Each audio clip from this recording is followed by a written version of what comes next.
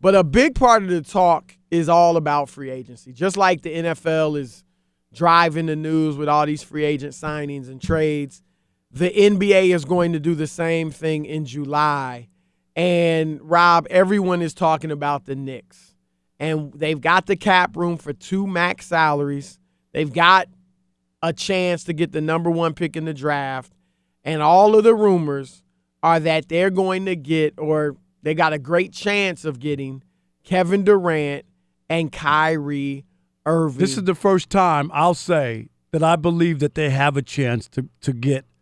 They've been talked about for a long time. I never really believed that they were in the hunt for anybody. Any of these guys. Yeah, it goes back to LeBron.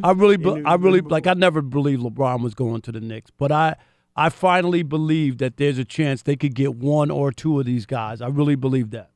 Well, here's what their owner, James Dolan, had to say in a recent interview with ESPN Radio in New York. The Michael K. Show. New York is the mecca of basketball, right? And we hear from people all the time, right? From players, from, representatives. It's about who wants to come. Mm-hmm. We can't respond because of the NBA rules, et cetera, but that doesn't stop them from telling us. Right. And they do. And I can tell you from what we've heard, I think we're going to have a very successful offseason when it comes to free agents.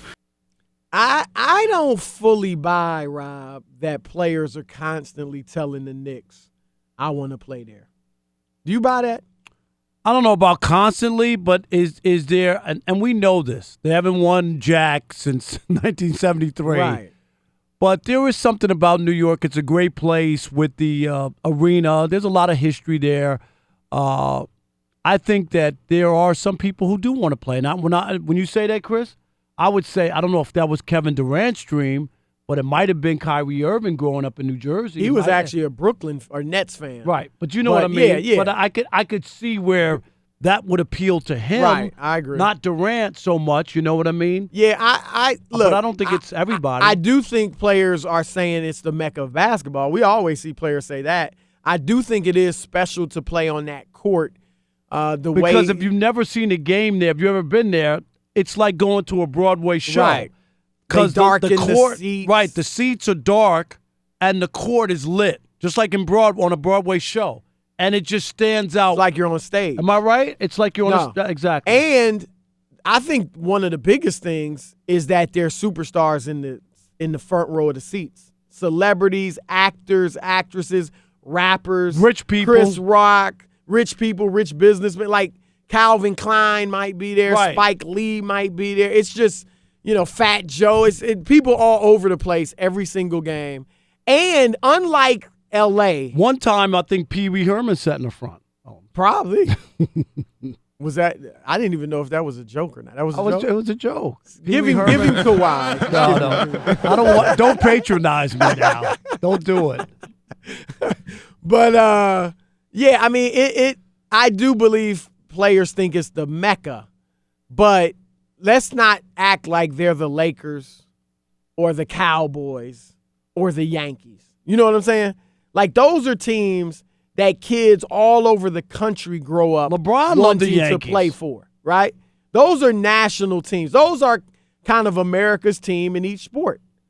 And it's not the same for the Knicks, even though New Yorkers think that. So I think he was going a bit far with that. But there also has been talk that he might sell the team. He denied that with Michael K. Just for the record, I am not selling the team, and I am not quitting, and neither is Steve, and neither is Scott, and neither are any of the players. We're going to keep coming there. We're going to keep playing. We're going to keep developing and working and doing what we think. And to be honest, most of the fans get it. Now, people have to understand that James Dolan's father is the guy who started Cablevision. They're filthy rich. Filthy rich. That's his toy. They gave him the Knicks, the Rangers, and Madison Square Garden to play with. He doesn't do anything else. He doesn't do it. Sing. What's his band called? JB and the Straight Shots. JB and the Straight Shots. You know what I'm saying? That's all he does is go to the game and then he gigs with his buddies. But other than that, he has nothing else to do. Why would he sell it? And anyway, especially when they actually look like they might be good, next year. And the other part, too, is I don't care if you ever sold the teams. I would never sell Madison Square Garden. Right. Right there at No question. Penn Station. Would Because you? they still are the That property, most valuable team in the league. because of the property. Yep. They own the arena right there at Penn Station. You would be an absolute fool to sell that property. No question. So what I want to ask you, Rob Parker, is James Dolan a deterrent to superstars like Kyrie Irving and Kevin Durant? And if so, what's the bigger deterrent, the media or James Dolan, to them joining the Knicks as free agents? I think if there's any demerit, it's not the media. I think it's so overblown. I don't know any player who would use that. If that's the case, Bryce Harper shouldn't have gone to Philadelphia. J.D. Martinez shouldn't have gone to Boston. These are really pushback, hard kind of media towns where they get on you when things don't go right. So, but don't you think there are players that can't handle New York? No, I think there are players, but I don't think You've seen that, I'm sure. But I don't think that's the – yeah, they might get there and not like it or feel uncomfortable with it. I agree with that, Chris. But I don't think that's going to stop you from signing a deal. What would stop you is, to me, some crazy owner who hasn't been able to get it right for 25 years, who keeps doing the same stuff over and over, hiring the wrong people, running great all-time greats out of town, Larry Brown, Isaiah Thomas. You could go on and on and on. Phil Jackson.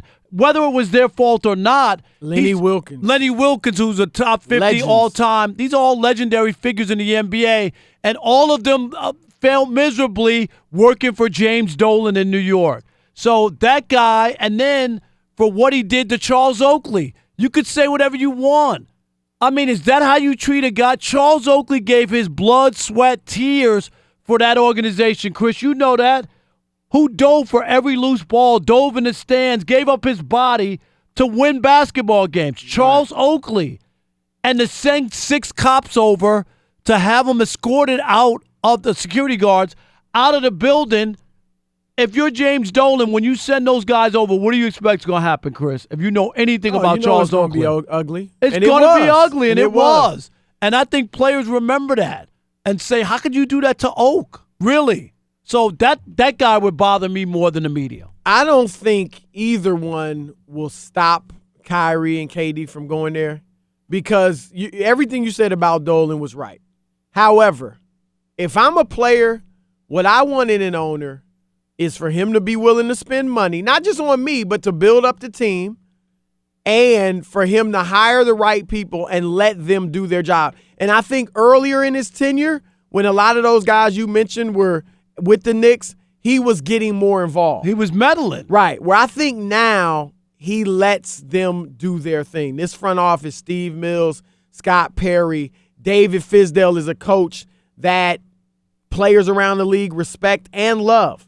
So I don't think that their ownership and front office will be a deterrent to the point where they won't go there. Now, I have been told that Kyrie and KD are just, and one of the things they're considering where they want to play, the New York media is something that they're looking at. Doesn't mean they're not going to do it, but it's something to take into consideration. What I say is this, Rob.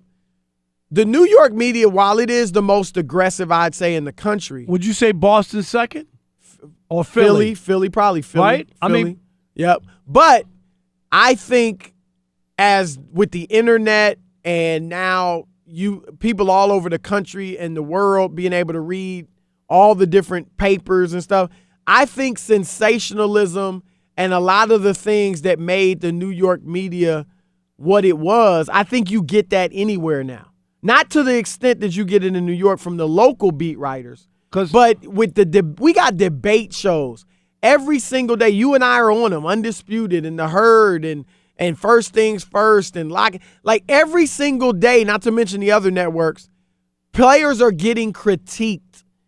And no matter where you are. Right. Kevin Durant was getting it, and Russell Westbrook gets it in Oklahoma City. You get it in Oakland for Golden State. You're going to get it wherever you're at. Anthony Davis getting it in New Orleans. Right. And because the world is smaller now. It just is. And I think So that's why I can't believe the media is going to be. That's not going to – if you go to – I mean, Kevin Durant was so worked up they made them retract the headline in Oklahoma City in the newspaper. Like, I've never – I mean, that would lead you to think maybe he might not want to deal with it every day. But see, the only difference is I think he knew that he had control in that town to pull that off. I don't even think he would ever. Are you really like he's going to contact the New York Post and ask them? That would be the next headline. You know what I mean, right? Cry baby or something like that. That'd be the next back page. So you wouldn't even do that. But I get you that he's sensitive in that way. But I think with him opening up an office in New York and this whole other stuff, we just saw LeBron maybe like planning for the future, came to Los Angeles even though the team wasn't by his normal standards and he wasn't put together the way he normally does. Things where he knows exactly what he has. I think that there's something to that maybe he wants to set up shop in New York, and being there makes a difference. Everybody, no question. You could say, "Oh, well, it doesn't matter. Just open up an office." I'm sorry.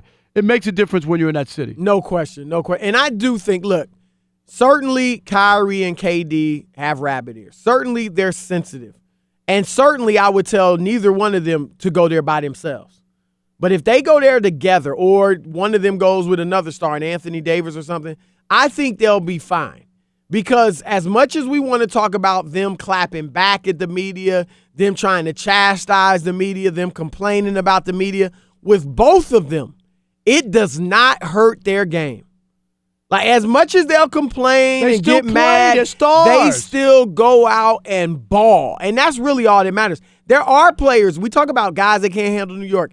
Well, they're the ones that go out there and don't play up to their potential because of the media attention and all that. I don't see that with KD and Kyrie. I don't either. Like, they're going to be able to produce. That would be stunning to me that they wouldn't be able to play as well as they are, as well as they play because of it. I also think they would get a grace period. Like, that first year, nobody's going to be expecting a championship. As long as they are a good team, make the playoffs, team, right. contend. Maybe get into the second round. Right. That would be progress for the Knicks. So they'll get that grace period.